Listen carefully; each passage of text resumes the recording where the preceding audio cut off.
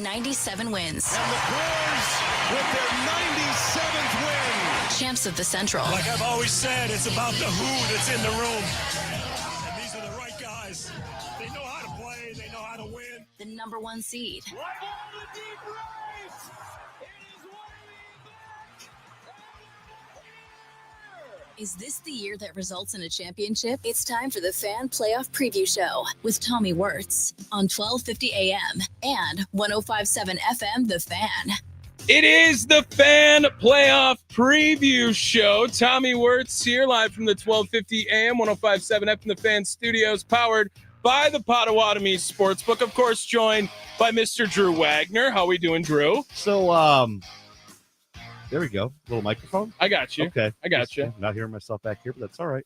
You know, a little question here. Turn it up. Turn it up on that silver dial right I'm there. on the wrong one. Yeah, that'll do it. That'll do it. So, you know, I'm listening to this wonderfully produced opening, hearing about this leadoff show with Tommy Wortz. Mm-hmm. Like, am I just chopped liver? I hell, make sure to credit you on everything. It was my Look, idea. I would like you to look at the title of this with Tommy Wortz, Drew Wagner, and Jack Stern. Yeah, Jack is here. How we doing, Jack? Doing great. How are you guys? Very good. Look at that. This is a trio right here. Yeah. I am excited for this. Jack Stern, Brewer Fanatic. Follow him on Twitter @by Jack Stern as well. Thanks for coming on today, Jack. Oh, I'm absolutely thrilled to be here. Thank you for having me. Yeah, you're going to be. That's the most emotion that I've ever heard out of Jack. Out of Jack Stern. It might kind of taper off as we go on here. I think I start at the top and then it's just kind of like a downhill slope, but we'll try to keep it going. There's so many numbers running through his head right now on emotions. And Jack, Brewer Fanatic, writes for the Crew all season long as well, too. Again, thanks so much for popping in with me and Drew here. I didn't have any say in this open. I always say this show is with me and Drew Wagner, though. I would like you to know that I am promoting it as Drew and I doing this show from 5 to 6 each and every day. It is the Fan Playoff Preview Show here live from the 1250 AM, 105.7 FM, The Fan Studios, powered by the Potawatomi Sportsbook. And we invited Jack in here today. Why did we invite Jack as well, Drew? Fill time. Fill time, so that in case it works. There's no availability until tomorrow. We had to do something to fill this out. I'm excited to have all of us here, actually. And we've been going through the last couple of days, Jack, basically just laying out expectations for not only the Brewers, but specific players here. The divisional series will be wrapped up. Currently, right now, Cubs up 2-0, bottom of the third, over the Padres right now. Jack, just to open it up here, looking at these two matchups, it could possibly be Chicago. It could possibly be San Diego. What's your take on it for Milwaukee? Doesn't matter. Is there one better for the Brewers this in the divisional series? Your first thoughts on Brewers in the NLDS against either of these opponents? Just looking at these rosters and kind of how they might stack up against the Brewers, I think the team that you would prefer to play is probably the Padres on paper. I think the Cubs just match up really, really well from their point of view against the Brewers. But at the same time, it's playoff baseball. And if you end up facing the Padres, if they come back to win this one, then you're facing the team that looks pretty hot right now. So you never know for sure. But just kind of taking the objective look at it, I think Padres are probably who I'd rather take. We were talking about it too, Drew, that really it is a lose-lose, it feels like, in this situation the other day with the Brewers. And it'll be another test of rest versus rust, like during this situation. And the Cubs right now, the 2-0 lead, PCA was 0 for 6 until he got the RBI single. Like, it's going to be that way no matter who they play, it feels like. Yeah, even Ian Happ got a hit. So, yeah, you know, they're obviously riding one right now. And listen, any team that wins the third game of a 3-game wild card series is going to be riding some momentum. How much does that momentum get dissipated when you get 2 days off and then go back on the road? Like, remains to be seen. Either way, the Brewers' job doesn't change. The only thing that I'm surprised about is that the Brewers did not do one of those, you know, full-blown intra-squad things like the Phillies did last night and sold however many thousand tickets. The Mariners, I saw, the Mariners do that coming too. back, like, right? Yeah. Murph had talked about, you know, recreating uncomfortable intensity, something like that. Why would you not try to recreate some of that atmosphere and intensity during a week down? that thing kind of shocks me. But then again, the Brewers don't do things the orthodox. Tigers officially moving on after they defeat the Cleveland Guardians 6-3 today. So that will be the matchup in the DS versus the Seattle Mariners, I believe. Have you how much attention have you been paying here to the playoff baseball, Jack? And how do you feel like the Brewers are doing something different, right? And that if you read it in the Players Tribune today, William Contreras pretty much talking about that, where yeah, everyone's counting us out. Everyone thinks that there is no shot for the Brewers in this postseason because they don't hit home runs. They have no slug, right? This is like very much a microscope of not just Brewers baseball, but Major League Baseball, it feels like, Jack. If they're able to accomplish something and make a deep postseason run with the roster constructed the way it is, it might turn some heads across national media too, Jack. Yeah, I mean, it would definitely be pretty rare. I mean, you look at the list of teams that have won the World Series without hitting a lot of home runs in the regular season. Really, the 2015 Royals are the only ones you can think of recently. I think a little bit that Guardians and Tigers series was kind of an example where we saw a few more elements of that small ball kind of style without all the power. But, I mean, you look at Dodgers-Reds. There was the Dodgers out slugging the Reds there. You even look at a couple of these other games, like throughout playoff baseball, just generally speaking, that this is how it works. The home run is the easiest way to score. You don't need other things to go your way. You hit that ball over the fence, runs around the board. In a short sample size, it's just kind of a built-in way to kind of account for things going wrong. If you can put that ball over the fence, the Brewers know that they don't do that a whole lot. So we're about to find out here how well that's going to work. It is the Fan Playoff Preview Show. Tommy Wortz, Jack Stern, Drew Wagner, all here with us as well. Join us in the Nicolay Law Fan Talking text line, 414-677-1250. You can jump in on the phone, via text, whatever. The YouTube chat going as well if you want, youtube.com/@thefanmilwaukee. And I asked this with Drew. Maybe I'll let you go back and forth with Drew on this topic, Jack. Why or what gives you hope that it can translate to October so far? The Brewers, they didn't have any issue putting up runs at all this year, and their pitching looks great too, but it's always about the home run. It's always about the long ball heading into October. What gives you hope that this Brewers team, or at least maybe not hope, because I know you guys are journalists, keep it pure here. Sorry. But what gives you the insight that maybe this Brewers team can be different than the rest of the league and it can be successful? I'm going to kind of flip it around a little bit.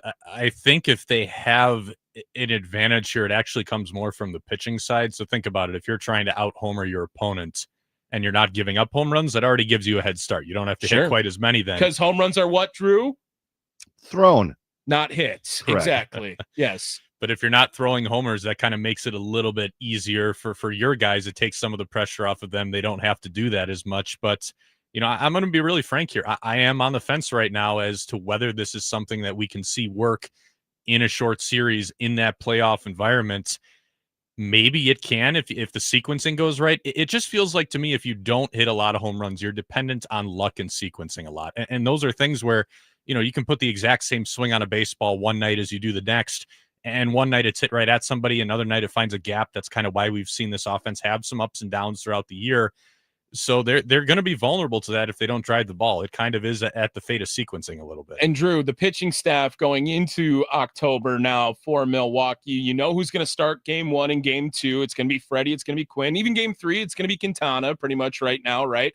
And what gives you confidence in the Brewers pitching staff then to be able to execute the way Jack says it needs to execute? If you can't hit home runs, you have to throw less pitches that will lead to home runs. Seems pretty easy. It seems pretty easy. It's not easy, but it seems easy.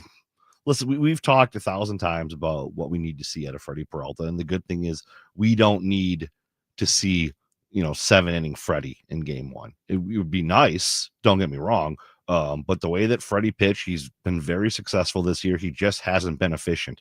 He's got less margin for error, of course, because he's facing better hitters. There's not a lot of room for mistakes, but he's proven that he can get through the lineup. He can get the outs. He will put a bunch of guys on, but he's been able to get the out pitch when he needs it. That's encouraging. The fact that Quinn Priester has not shown to be flappable, in some of the biggest moments of the season for a young guy. The fact that he has gone out there and taken the ball every 5th day like clockwork, that's encouraging. The big question mark for me is Jose Quintana.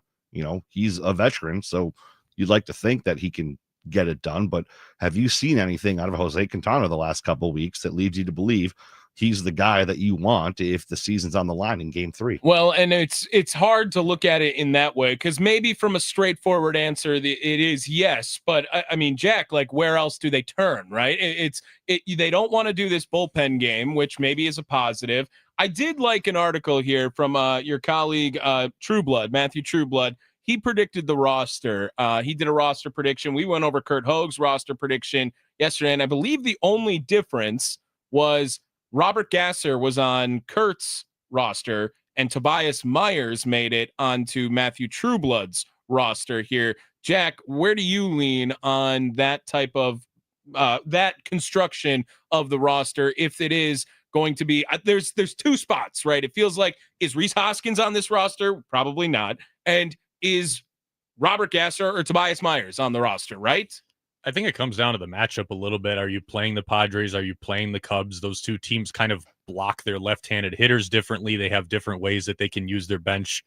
You know, Craig Counsell was here for a long time, and we saw the way that he would at will interchange lefties, righties throughout a game, pinch hitters, depending on whatever the matchup is. The Padres don't quite have that luxury. They don't have as many righties off the bench as they might feel comfortable hitting for some of their lefties. So I think it is a little bit matchup dependent. If you're facing a team where you know it might be more of those lefties, maybe it's Gasser. If you're facing a team where you need a guy who can pitch to righties a little more and you need that right-handed length arm, maybe it's Tobias Myers, who, by the way, can get lefties out now because he added that splitter midseason. So I don't think he's a bad choice there either. Basically what it is you're kind of splitting hairs between 2 guys who haven't had a ton of big league success this year. Gasser, because he was rehabbing, Myers has been up and down, but they're guys who have the stuff to get outs. And I think you're just kind of trying to figure out which one of those 2 matches up a little bit better, because it's the playoffs. You're trying to gain. Well, and how much of it from last year with Tobias Myers might weigh into that decision, do you think, Jack? Yeah, I mean, we saw what he looked like last year in a playoff game. This is a guy who usually sits 91 to 93. He was sitting 95 in that playoff game with the adrenaline. If he comes out looking like that, that suddenly becomes a very tough fastball to hit from his angle with the kind of carry he gets on it. So that's another factor I do think you got to think about too. What are these guys going to look like in that setting? Drew, what about you? Your lean on it. We haven't done a full roster prediction because it just seems like we would be dragging out 25 spots to get to this 26th spot on the roster for the divisional series. What do you think, if it is matchup dependent? Could it be as much as if the Cubs make it, it's Gasser? If the Padres make it, it's Tobias Myers? Or do I have that backwards? What's your lean on that last spot in the pitching spot? I agree with Jack. I think it's going to come down to who they're facing, and you won't know anything, for a couple of hours. I am fairly certain that Rhys Hoskins, though, is not going to be on that. And it'll be Lockridge in his place. Yeah, are we all in? Yes. Mm-hmm. Okay. There's we talked about it yesterday. He had 10 plate appearances? 10 plate appearances since the 9th of September. Yep. That's not someone who they were trying to turn into a pinch hitter in playoff situations. It's unfortunate because he's a good guy. He's a good veteran presence. We know how much Murph likes that. He's a pillar, as Murph likes to say, but I just don't see room for him on this postseason. Well, and on top of it, like he loses his job, right? I mean, Andrew Vaughn played phenomenal in his Brewer tenure here, whatever it is, stretch of run. And then Jake Bauers, Kurt called him the hottest hitter heading into the postseason right now for the Crew, Drew. Yeah, that's a really uncomfortable thing to to agree with Kurt. It's that and the fact that Jake Bauers is your hottest hitter going into the postseason. You're kind of hoping it's one of your main guys. But yeah, listen, we talked about this too. Jake Bauers was on the verge of maybe being DFA'd, when Reese was coming back. Yeah, he went onto that tear and you thought, okay, maybe it's just a little surge and it'll pass. But no, he hit well all through September, right down to the very end, and basically made the Brewers' decision for him. And added in the fact that he can play first base and he can play some outfield and he can DH him if need be. Like, that versatility is going to be important. It is the Fan Playoff Preview Show. Tommy Wortz, Drew Wagner, Jack Stern joining us along for the ride as well. We talked a lot about maybe some pressures yesterday, Jack, on the entire roster. And it seems like we were in agreement that the 2 under the most pressure are the 2 starting pitchers, right? Freddie Peralta, Quinn Priester. If you have to pick someone after that who you think they need to be on it more than anyone else heading into that National League Divisional Series, Are you leaning on the pitching side? Are you leaning on the hitting side? Where does your brain go next to say, hey, this is who needs to step up during this series for the Brewers? I think it's got to be Jackson Chourio. I mean, this is when you look at this whole Brewers lineup, we talk about how they don't hit home runs. They've got guys up and down that lineup who do have some power, and nobody on that roster, by the eye test at least, has quicker hands than Jackson Chourio. We saw what he did last year in the playoffs with a couple of big swings. That's what really nearly kept the Brewers season alive beyond that wild card series. I mean, the difference in this lineup, especially when he's hitting toward the top, the way that everything comes together compared to the stretches where he's on a tear and the stretches where he's chasing everything and he's nearly an automatic out, that's a massive difference in how that sequencing can play out for you. So if you get a good Jackson Chourio during that playoff series or throughout October, I think that really changes the whole dynamic of the top of your lineup. Well, and he has, he kind of got on at the last part of it, but when the roster construction was happening, Chourio seemed like the lineup construction. I'm sorry, Jack. I'm going to talk about the lineup. Drew hates when I talk about the lineup, and I understand that you guys have so many more important things to write about than the lineup on a day-to-day basis that changes all the time. But I keep going back to the 5 spot, right? The 5 spot just seemed like it was always something to pay attention to when it was Pat Murphy constructing the 5 spot. And when it was the beginning of the season, when they didn't have the pop, it was, hey, we're going to put this speed guy in here, whoever it is, Sal Frelick, Bryce Terang, because this is a guy who's going to be leading off an inning more than any other spot in the order other than the number 1 spot. They never tried it with Chourio, and I don't know if they would experiment with it in a divisional series round, but Drew, that's a guy who could benefit to see more strikes because he doesn't necessarily draw a lot of walks. Some people wanted him traded because he didn't draw a lot of walks. And on top of that, it was it's a guy that wants to swing, put him in a spot to succeed as opposed to putting him in a number 2 to number 3 spot where they're going to pitch differently to him if there's one out, if there's one guy on or not. I always wanted to see that experiment run through Jackson Chourio because we saw a lot of success from Sal Frelick and Bryce Terang being in that spot.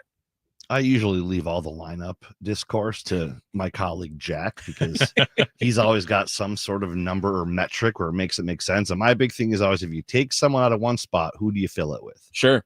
And that's it looks so easy to just, why don't you put this guy here? Well, then who do you put in his spot? And how does that affect the rest of the order?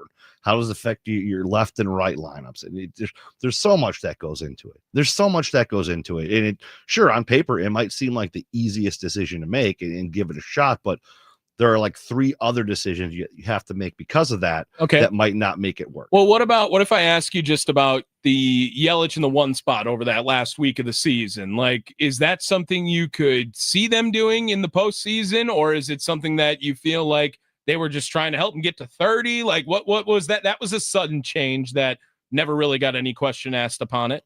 Oh, we asked about it. I think a lot of it had to do with also, getting him to 30, getting him more at bats, and also trying to help Joey Ortiz. Yeah.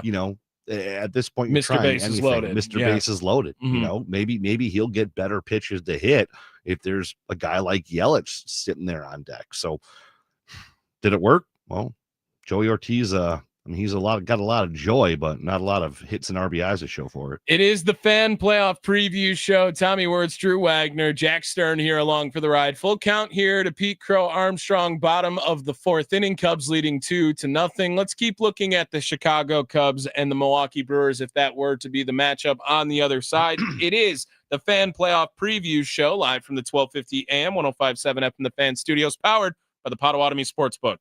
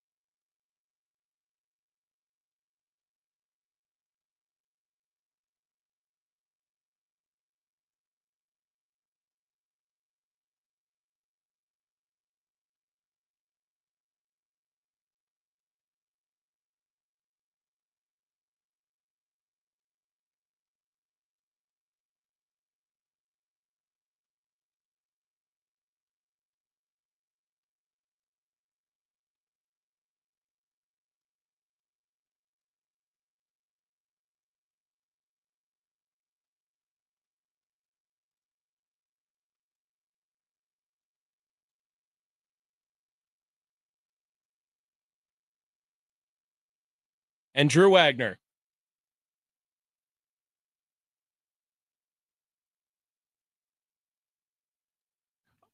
It is the fan playoff preview show, and I can explain this. Mr.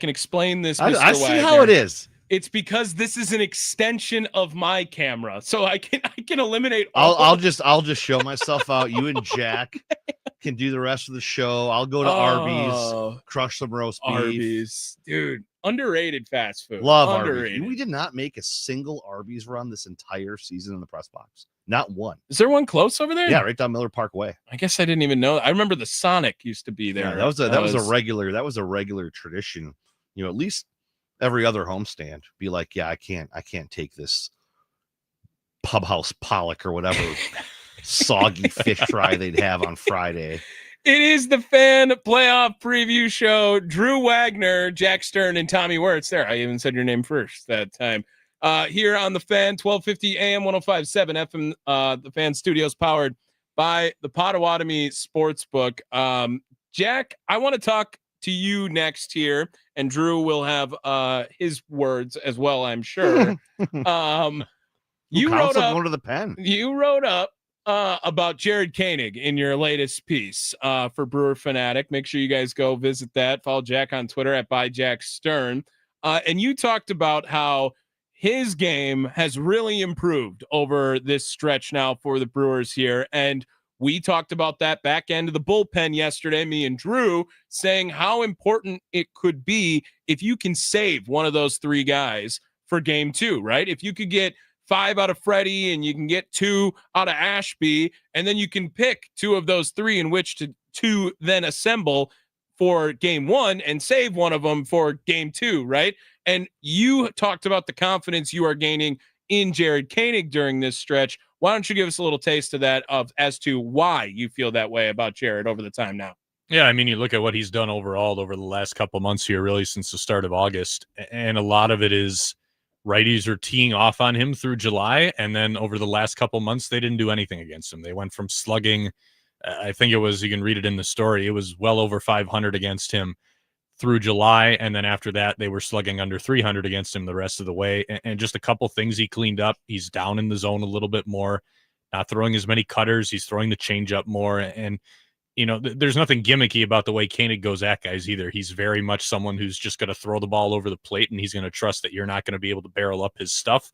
It's kind of a funky release. It's got some late movement that doesn't really work how the hitter is expecting it to, and it worked really well for him last year. It seems like he had to tweak a little bit of it kind of down the stretch this year, but now he's back in a spot where he's doing exactly what he did last year, which is he's coming right at you. He's throwing strikes, and guys aren't barreling it up. And that's a very big piece for the Brewers to have as they go into a playoff series, especially with Trevor McGill kind of in an iffy situation where he's healthy enough to pitch, but he didn't quite look like normal Trevor McGill when he came back for that final weekend. Nick Mears has looked like he's worn down from the workload. You need Jared Koenig now pretty severely in the back end of that bullpen, and he stepped up at the right time. Drew, and what is your lean on how things should be handled with McGill, right? Because he comes back at that back end and he gets the 2 strikeouts in his he came in like the 5th inning or the 6th inning, right, out of that. How do you think that they should handle it? It's like, hey, we need everyone here, all hands on deck, and go back out there for your 9th. That's your inning. It's the 9th. Or would it be not surprising to see that, hey, Uribe now is that 9th inning guy for the Crew, and McGill, maybe he's a Josh Hader in his early days, come out immediately and put out a fire if a starting pitcher gets put into some sort of turmoil? Well, the way Pat Murphy uses his bullpen, I really don't know what to expect. Listen, I think Trevor McGill is your 9th inning guy still. But I wouldn't be surprised if early on they brought him in, depending on what they saw of him this week. Because again, we haven't seen him throw. He pitched on Sunday. We had availability Monday. They've had a couple days. Who knows if he's feeling better? Was there a setback? Whatever. We'll know more tomorrow. But based on what they've seen from him this week, I think will depend on how and when they use him. I wouldn't be shocked at all if they decide to go with him like in the 6th inning. If you need to get 1 out to get out of an inning and then bring him back, whatever.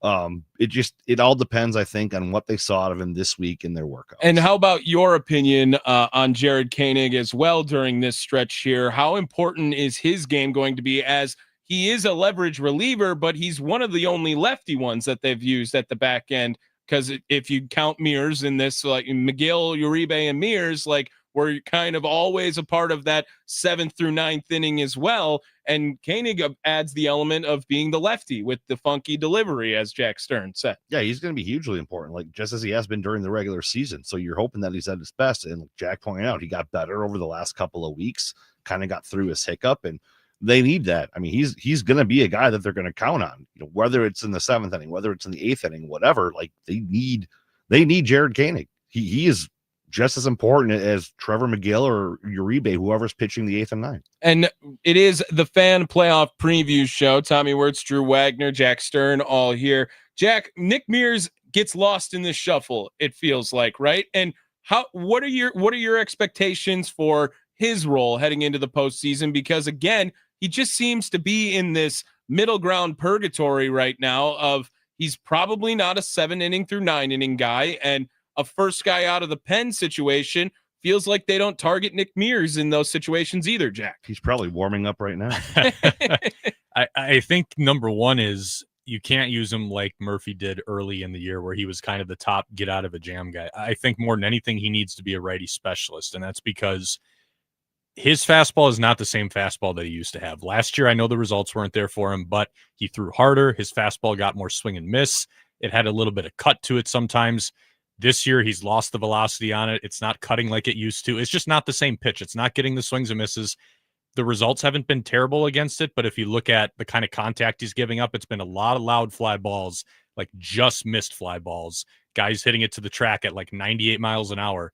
It's just not a super effective pitch, and that means that he's really stuck on relying on that slider, which is a very, very good pitch. But if you're a right-handed pitcher and all you really have is a slider, you can really only face righties. It's tough to go against lefties when you're just slider and then trying to mix that fastball in more. It's just not a great matchup for him. So I think really you need to kind of pick out these little pockets for him where you have a righty or a couple righties coming up. They struggle with soft stuff low and away, and then you kind of just put Nick Mears into that little pocket. He throws 10 pitches, maybe 8 of them are sliders. He gets a strikeout. He gets you out of the jam, does the job there. But it's got to be, in my mind, a pretty limited, very well mapped out situation for him. Who is their oh crap reliever right now? Like, who is their guy to get them out of a starter jam? I mean, I think I would be shocked, at least from what I've seen. Maybe the playoffs and the postseason does something different to you, but first guy out of the pen game 1, they want it to be Aaron Ashby, right? Does anyone disagree on that? I could see it because he did that a lot throughout the regular season, especially those situations where it's, hey, we need 1 or 2 more outs here, and then can you give us another inning or 2? They did that plenty of times in the regular season. I think a lot of it's matchup dependent. That's obviously going to be part of it, but Ashby's probably a pretty good bet for that guy who you can kind of use as the bridge guy, and then you can kind of hand it off to some more of these short range guys. And what about Miz, Drew? Where does he fit into all of this situation? Is that's the $1 million question right now. That really is. Like, are they comfortable with what they saw of him in that one relief outing to use him in a leverage role? Are they comfortable sending him out there for a couple of innings? Like, I honestly don't know what they're thinking about Jacob Mizorowski right now. I really don't. Well, and again, I'm not saying that I would rather have him on this rotation or in this bullpen than Miz, but a guy who kind of gets the short end after doing all of this work this season, Grant Anderson, right? And he does not have better stuff, if you will, than Jacob Mizorowski. There's no argument with that, but he's probably going to be left off this playoff roster, at least in the divisional round, and I don't see an avenue where he comes back later on. Like, if you are so confused about Mizorowski, is it a bigger safety net, or is it worth the risk, Jack, to keep Miz on this roster and not let Grant Anderson be on it? So I actually think those two guys are a lot closer than a lot of people might think. They're both guys who they don't profile exactly the same, but like Mizorowski throws triple digits, gets a lot of swing and miss with the fastball. Anderson throws 92, but his angle is so funky that he gets roughly the same percentage of swings and misses on his fastball as Mizorowski. At times throughout the year, it's been even more. So it's kind of a situation where I actually think those guys are kind of similar in some way, even down to some of the control issues. Like when Anderson's running into problems, it's because he gets a little wild sometimes.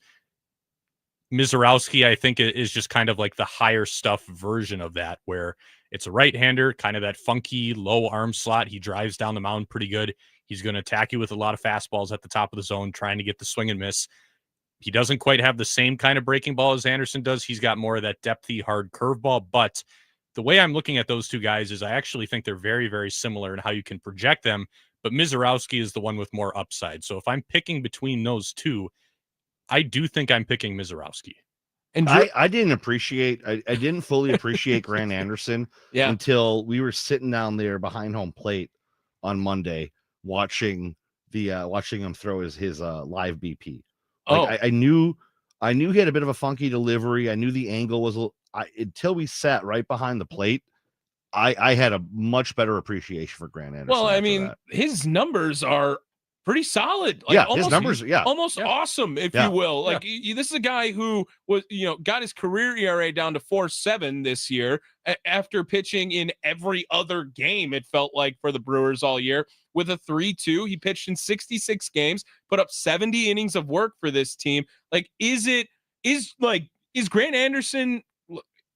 Is he not on this playoff roster though, Drew? Like, this seems like there's no way he's on it because they're going to pick Mizorowski over him. But is Jacob Mizorowski not out of the woods to being completely not on this roster, do you think? I don't think he's out of the woods yet. I really don't. I like I said, I honestly don't think they know yet. I think they're going to be having meetings right up until Saturday morning when they have to file that thing. My question is, talk about Mizorowski for a second. Let's say you go up 2-0 and you're not 100% sure about Quintana. If you're up 2-0, would you give Miz the start in game 3 and give him a couple innings? Jack, you're the pitching expert. I have lost a lot of faith in him, Jack. I really have. And it's not because I see him giving up hard hit balls or getting unlucky on it's just the control when the moment has gotten bigger has vanished. It feels like, Jack. I would start him over Quintana in game 3. I would, because I think the other part of this is Jose Quintana is not exactly a control specialist either. That's what his reputation is. Sure. But there have been a lot of moments this year where he's trying to nibble around that low and away corner to a righty, and he's missing that corner, and he's walking guys, and he's got to pitch around certain guys because he knows he's going to get hit if he throws them strikes. I think, number one, Mizorowski doesn't have to do that. When he's missing, it's not because he's trying to miss. He should be trying to throw every fastball right down the middle and just letting it eat. Number two, and this is where I think this whole thing with Mizorowski gets really confusing. I don't fully understand the way the Brewers handled this. He was struggling as a starter, and at no point did I ever really think he needs to move to the bullpen because, again, all the stuff that I've kind of talked about, I wrote about it a couple weeks ago. I think throughout this entire run, he's been a lot closer than it looks. So if you want to keep giving him that leeway as a starter, I would have no problem with that. But if you're thinking of him pitching out of the bullpen, why did they not take more time in September to get him used to a new routine, get him used to all this kind of stuff? It's not easy to just snap your fingers for a young guy and say, hey, now you're going to pitch out of the pen at the highest stage, and we might need to use you multiple times a week when you haven't done that all year. He's got one outing in a big league bullpen under his belt, and now it just feels like they're kind of caught in the middle with what's the role that he's going to be the most comfortable in. And look, he's never going to come into a clean inning, right? It's going to be a situation where, hey, where's people on base? Now we need to get you out, right? Right. And to some extent, I get it because it's the playoffs. There are no comfortable situations in the playoffs, so to speak. So he's got to be, if he's going to be on that roster, he's got to be able to pitch in uncomfortable situations. But it just feels like they did not go about this in a way that would really put him in the best position to succeed in whatever playoff role they felt would be better for him. And maybe they're just caught in between two and they don't know. But the way this has all gone down over the last few weeks, it's just kind of, it's been in limbo, and it's a little bit strange to me. Drew, your comment to an opportunity to give Jacob Mizorowski a start in this postseason. This feels like one of those crazy political screaming match shows where you're like just directing traffic and, you know, we're just not talking over each other and calling each other names. Just remind me of that for a second. I think Mizorowski ends up starting a game at some point in the playoffs. Really? At some point. If he's on the roster, they're going to start him. I don't think they're going to bring him out of the pen. If he's on a roster, they're going to start him. It may not be a long one. It may be one time through the order or something like that. But if he's on a roster and I think it's more likely in the CS than the DS. Then I think he's going to start. Okay. Well, that should be something here too that we run around here with on the station somewhere if Miz does start a game. I think that everyone hoped that was going to be the case, right? I mean, through 5 starts, he was going to start game 1, right? I mean, that's what it felt like for the crew, but the trail end, it was a horrendous August, right? And then having to make the transition to the pen. I don't know where they go from here with Jacob Mizorowski, but all signs pointing to him being a part of the playoff roster. That doesn't have to be final till the morning of, right? That's what it is. Yeah. Noon that day or something like that. So they got plenty of time to make sure to make the tweaks and changes. And you know that they're going to do that. Let's take another quick break. It is the Fan Playoff Preview Show. Drew Wagner, Tommy Wortz, Jack Stern, all here with you live from the 1250 AM, 105.7 FM The Fan Studios, powered by the Potawatomi Sportsbook.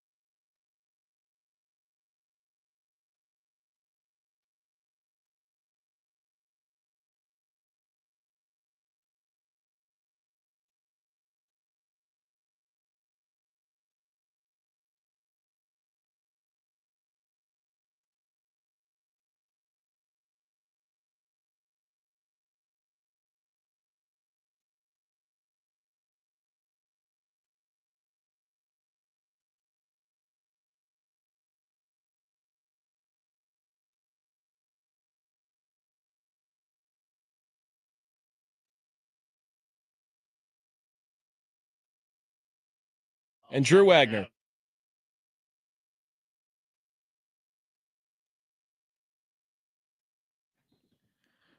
Name that tune, Drew Wagner.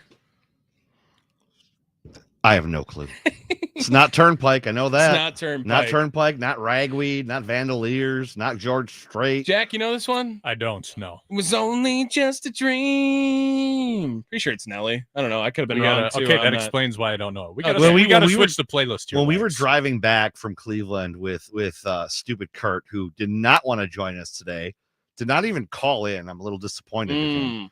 Like he could have brought little Emma. We could have the Emma hour. 100. Do we get children coming in this studio all the time? Like we're family friendly here at the Fan. It is the Fan Playoff Preview Show. Got a few minutes here before we get out of here for the night. And I told the boys I want to talk about the bats on the way out because we got some comments here. So apparently does Adam D'Amato. Adam D'Amato would like to talk bats. Yeah. He says, go ahead, read it, Drew. Says, I can see the point regarding the lack of home run concern, but I don't buy it. We have the best run differential in the league at plus 172. We are third in MLB for total runs scored. We have the second highest base stealing total, applying a lot of pressure to opposing pitching. We used to have a lot of teams with high home run totals, Braun, Fielder, Hart, but we saw how many championships they won. First of all, Adam, you're not on the team. It's they, not we. Oh, okay. Correct. Yes. I can understand and sympathize with Adam, right? Because home runs, everyone remembers the big home runs in October. Everyone remembers how big things changed around there. But we brought up the conversation yesterday, Drew, like, what about a Dave Roberts moment, right? That's something you can see this Brewers team doing. They steal a base and it's in play all of a sudden, and now things get turned on their heads. I am curious, Jack, with this Brewers approach to the postseason, because if they play like they did in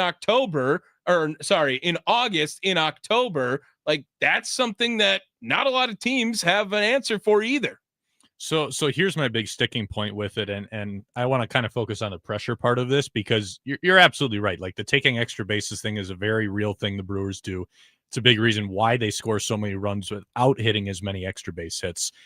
But the pressure thing is what's really going to be fascinating for me when they get into the postseason, because a lot of what they do is they put the ball in play. They're going to run everything out. So they're going to, force you to make the play quickly. They're going to force you to play clean baseball. When they get into the playoffs, these are all really good teams that they're facing. And hopefully you would think that these are teams from their perspective who can handle the pressure and they can play quickly and they can play clean baseball. I'm not saying every playoff team is going to be able to do that, but that's really, to go back to the Cubs. Like that's why I think that's a scary matchup for the Brewers, because the Cubs graded out as one of the best defenses in baseball. They do a lot of things that the Brewers do as well. They make plays. They're going to take extra bases. Really good defense. They have a lot of rangy guys. Swanson at short, Horner at second, PCA in center.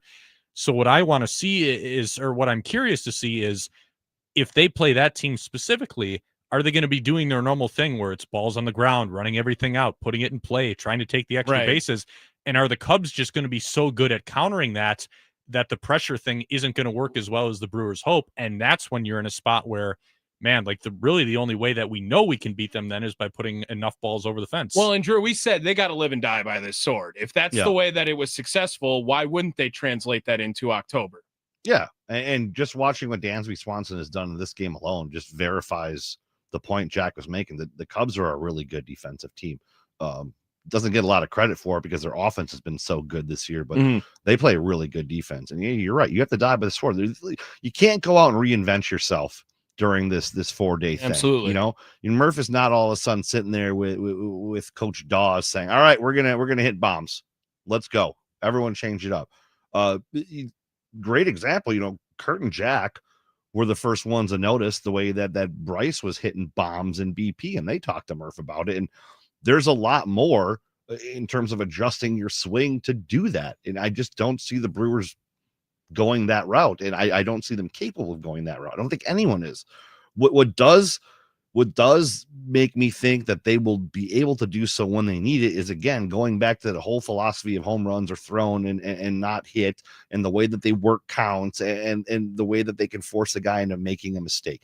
That's where they have to get their home runs, by being able to continue to work those counts against really good pitchers and induce a mistake pitch. Well, and they're going to need the guys who have shown evidence of it, like a Yelich, like a Churio, like a Contreras, maybe even Vaughn and Bowers, right? Where they, hey, you guys are going to have to try to swing for the fences a couple of times, don't you think, Drew? I mean, yeah, they've got guys that are capable, but I think even those guys aren't going up there trying to do that. Sure. It's I don't think you can walk in to the batter's box with the mindset of I'm going to hit a home run here, because if a guy's pitching you out of your comfort zone, I mean, you can turn on a pitch all you want, but are you going to get the power behind it? I don't think you can go up with that philosophy. Yeah. Unless you're Barry Bonds. Yeah, exactly. It makes sense. Jack, thank you so much for popping on with us today. Any closing remarks on if the Brewers are facing the Cubs, keys to success? If the Brewers, it looks like the Cubs just got out of it here in the 6th. I'm pointing it in. I'm calling it Cubs right now. Drew can say that a comeback will happen, but if they're facing the Cubs, keys to success for the Brewers. Number one is do what they do really well. Wags, to go back to your point, you're right. You can't change your whole identity in the playoffs. The Brewers got this far by doing all of the things that they are good at that we just talked about. That's not going to change in the playoffs. They have to keep playing that same kind of game. And if they do that, they're going to be in every single game they play. These are going to be close games against this opposing Cubs team. You got to do that. You got to play good defense. You got to pitch well. And then you got to be reliant a little bit on some things breaking your way. That's just how the playoffs work in general.